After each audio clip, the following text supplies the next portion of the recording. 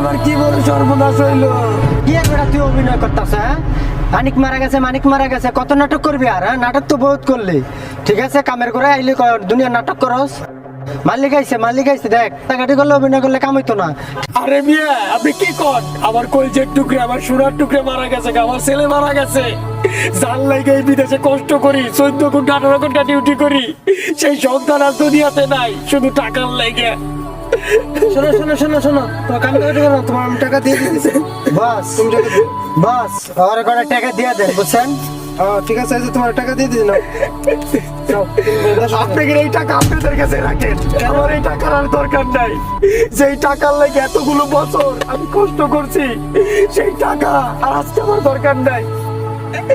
আপনি সেদিনকে বলছিলেন না যে তোমার আমি চাকরি থেকে বাদ করে দিব, আজকে আপনার ডেরেস আমি আপনারা দিয়ে দিতেছি, আমি আর এই চাকরি করবো না, ধরেন আপনি ডেরেস।